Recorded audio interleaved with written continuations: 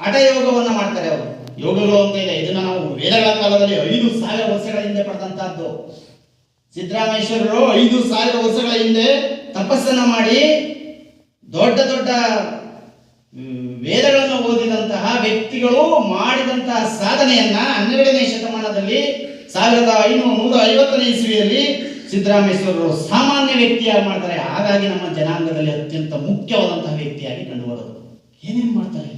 ಹಠ ಯೋಗವನ್ನು ಮಾಡ್ತಾರೆ, ಸಿದ್ಧಿ ಯೋಗವನ್ನು ಮಾಡ್ತಾರೆ, ಪಚಂಜಲಿ ಯೋಗವನ್ನು ಮಾಡ್ತಾರೆ, ಕರ್ಮ ಯೋಗವನ್ನು ಮಾಡ್ತಾರೆ, ಯೋಗಿ ಆಗ್ತಾರೆ, ಶಿವಯೋಗಿ ಆಗ್ತಾರೆ. ಇದನ್ನೆಲ್ಲ ನೋಡಿದಾಗ ಹೇಗೆ ಸಾಧನೆ ಮಾಡಿದ್ರು ಅವರು ಅಂತ. ಹಾಗಾಗಿ ದೊಡ್ಡ ವ್ಯಕ್ತಿಯಾಗಿ ಕಾಣಿಸ್ಕೊಳ್ತಾರೆ, ಪುರುಷರಾಗಿ ಕಾಣಿಸ್ಕೊಳ್ತಾರೆ. ಸತ್ಯ ದರ್ಶನವನ್ನ ಮಾಡ್ತಾರೆ. ಈ ಸತ್ಯ ದರ್ಶನ ಅನ್ನೋ ಪದ ನಮ್ಮ ಮಕ್ಕಳು ವೇದಗಳ ವಿಚಾರ ಬಂದಾಗ ಓದ್ತಾರೆ, ಅರ್ಥ ಆಗೋದಿಲ್ಲ. ಈ ಸತ್ಯ ದರ್ಶನ ಅಂದ್ರೆ ಏನು ಅಂದ್ರೆ ನಮ್ಗೆ ಅರ್ಥ ಆಗೋದಿಲ್ಲ. ಇದು ಜೀವನ ಎಲ್ಲ ಮುಗಿದು ಇನ್ನೇನೋ ಹೋಗ್ತಾ ಇದೀವಿ ಎನ್ನುವಾಗ ನಮಗೆ ಗೊತ್ತಾಗುತ್ತೆ, ಮತ್ತೆ ಪ್ರಯೋಜನ ಆಗೋದು. ಸತ್ಯ ದರ್ಶನವನ್ನ ಮಾಡ್ತಾರೆ ಸಿದ್ದರಾಮೇಶ್ವರರು. ಹಾಗಾಗಿ ಈ ವ್ಯಕ್ತಿ ನಮಗೆ ನಮ್ಮ ಕುಲವನ್ನ, ನಮ್ಮ ಸಮಾಜವನ್ನ, ನಮ್ಮ ಜನಾಂಗವನ್ನ ಉದ್ಧಾರ ಮಾಡ್ತಕ್ಕಂಥದ್ದು. ಸಿದ್ದರಾಮೇಶ್ವರರು ಸೊನ್ನಲಿಗೆಗೆ ಬರ್ತಾರೆ. ಇವತ್ತಿನ ಸೊಲ್ಲಾಪುರ ಅಂತ ಏನು ಕರಿತೀವಿ ಅಲ್ಲಿ ಬರ್ತಾರೆ. ಅಲ್ಲಿ ಬಂದು ಅವರ ಕಾರ್ಯ ಪ್ರಾರಂಭ ಮಾಡ್ತಾರೆ. ಏನು ಅವ್ರ ಕಾರ್ಯ? ನಾವಿದೇನು ಮಾಡ್ತಿದ್ವು, ದೇವರು ಇಷ್ಟೆಲ್ಲ ಹೊರ ಕೊಟ್ಟ ಮೇಲೆ ನಮಗೆ ಸಾಕಾಗುವಷ್ಟು ಚಿನ್ನ, ಸಾಕಾಗುವಷ್ಟು ಭೂಮಿ ಎಲ್ಲ ಕೇಳ್ತಿದ್ವು.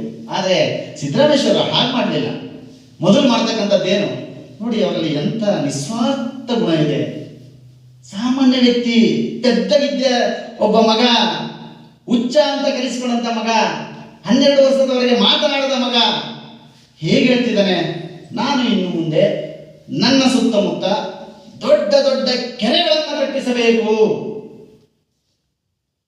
ನೋಡಿ, ಸಿದ್ದರಾಮೇಶ್ವರರು 12ನೇ ಶತಮಾನದಲ್ಲಿ ಕೊಟ್ಟಂತಹ ಒಂದು ಪರಿಕಲ್ಪನೆ. ನಾನು ನನ್ನ ಜನರಿಗೆ, ನನ್ನ ಸಮಾಜಕ್ಕೆ, ಮತ್ತೆ ಅಲ್ಲಿ ನನ್ನ ಜನರಿಗೆ ಅಂದ ತಕ್ಷಣ ನಮ್ಮವರು ಅಂತಲ್ಲ, ನನ್ನ ಜನಾಂಗದವರು, ನನ್ನ ಜಾತಿಯವರು, ನನ್ನ ಭಾಷೆಯವರು ಅಂತಲ್ಲ. ನಿಮಗೆ ಗೊತ್ತಿರ್ಬೋದು, ಕೆರೆಯ ನೀರನ್ನು ಏನು ಮಾಡ್ತಾರೆ, ಎಲ್ಲರೂ ಕುಡಿತಾರೆ. ಹಾಗಾಗಿ ದೊಡ್ಡ ದೊಡ್ಡ ಕೆರೆಗಳನ್ನು ಕಟ್ಟಿಸಿದ. ಇವತ್ತು ಜನರು ಬಹಳ ಸುಲಲಿತವಾಗಿ ಅವತ್ತೇ ಗೊತ್ತಿತ್ತು ದೊಡ್ಡ ಎಕನಾಮಿಕ್ಸ್ ಹೆಂಗ್ ಗೊತ್ತಿತ್ತು ನೋಡಿ ಅವರಿಗೆ. ಇವತ್ತೇನಾದ್ರು ಒಂದು ಪ್ರದೇಶ, ಒಂದು ರಾಜ್ಯ ತುಂಬಾ ಚೆನ್ನಾಗಿ ಮುಂದುವರಿಯಬೇಕಾದ್ರೆ ಆ ರಾಜ್ಯದ ಸಾರಿಗೆ ತುಂಬಾ ವ್ಯವಸ್ಥಿತವಾಗಿರಬೇಕು. ನಮ್ಮ ಸುಜಿ ಗೊತ್ತಾಗುತ್ತೆ, ರೋಡ್ ಎಲ್ಲಾರು ಒಂದು ಜಮೀನಿದೆ ಅಂದ್ರೆ ಒಂದು ರಸ್ತೆ ಬಂತು ಅಂದ್ರೆ ಭೂಮಿಗೆ ಬೆಲೆ ಜಾಸ್ತಿ ಆಯಿತು ಅಂತ. ನೋಡಿ ಎಂತ ಪರಿಕಲ್ಪನೆ ಇತ್ತು ಸಿದ್ದರಾಮೇಶ್ವರ ಅವರಿಗೆ.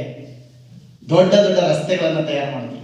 ಆ ರಸ್ತೆಯಲ್ಲಿ ನಡೆಯುವಾಗ ಜನರಿಗೆ ತೊಂದರೆ ಆಗಬಾರ್ದು ಅಂತ ಅದರ ಬದಗಳಲ್ಲಿ ಏನು ನಮಗೆ ಕ್ರಿಸ್ತಪೂರ್ವ 6ನೇ ಶತಮಾನ 7ನೇ ಶತಮಾನದಲ್ಲಿ ಅಶೋಕ ಮಹಾರಾಜ ಮಾಡಿದ್ದ ಆ ಕೆಲಸಗಳನ್ನ ಬದಗಳಲ್ಲಿ ಗಿಡಗಳನ್ನು ನೆಲೆಸಿ ನೆರಳನ್ನ ಮಾಡ್ದ.